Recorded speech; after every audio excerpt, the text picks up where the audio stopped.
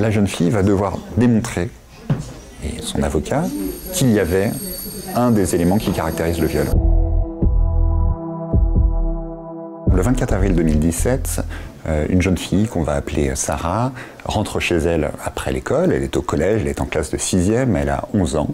Et sur le chemin, elle fait une pause au parc. Et là, elle est abordée par un homme de 28 ans. C'est pas la première fois qu'il lui parle. Il lui a déjà causé 2 fois, 10 jours avant et 4 jours avant, à chaque fois en l'interpellant, en disant « Eh oh, mademoiselle, comme vous êtes jolie, est-ce que vous avez un copain ? Et ce jour-là, il recommence et dit vous attendez qui, votre copain ? Comment ça se fait que vous n'avez pas de copain ? Vous êtes si jolie ?» Et il lui parle, elle ne répond pas vraiment. Et puis il propose de la suivre et elle le suit. Elle le suit dans un immeuble du quartier, ils habitent dans le même quartier, même s'ils ne se connaissent pas. Et finalement, ils montent dans l'ascenseur. Dans l'ascenseur, ils l'embrassent, ils arrivent au 9e étage.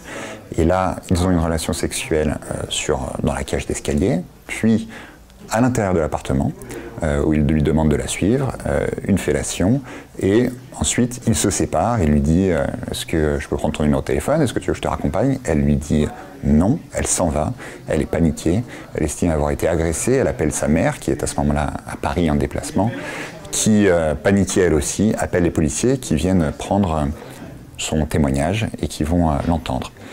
Une enquête est ouverte, une plainte pour viol est déposée qui va en fait aboutir à une audience qui devait se tenir cette semaine mais qui a été renvoyée au mois de février.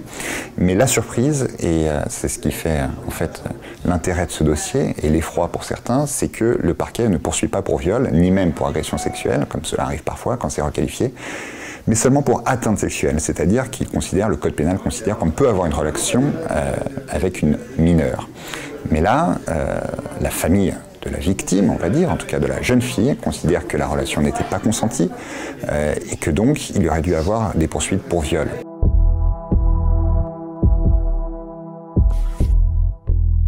Une loi de 2010 prévoit qu'il peut y avoir une contrainte morale s'il y a un écart d'âge important entre la personne qui a été violée et le violeur. En l'occurrence, c'est le cas. Elle a 11 ans, il a 28 ans. Elle assure qu'il connaissait son âge, car lors de la rencontre, elle lui a montré son cahier de liaison, son cahier de collégienne, dans lequel il est bien marqué qu'elle a 11 ans. Il conteste ce fait. Il dit qu'il pensait qu'elle avait entre 14 et 16 ans. Mais le parquet a choisi de considérer qu'en l'occurrence, les éléments qui peuvent caractériser un viol n'étaient pas réunis. Et donc, il n'est pas poursuivi pour de tels faits.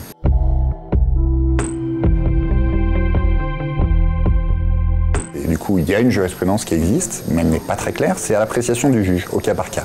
La Cour de cassation a pris une décision qui fait référence en la matière, mais elle concerne seulement les enfants en très bas âge. Pour les enfants de moins de 5 ans, on considère qu'il ne peut pas y avoir de discernement et de consentement. Mais entre 5 et 15 ans, il n'y a rien de fixé.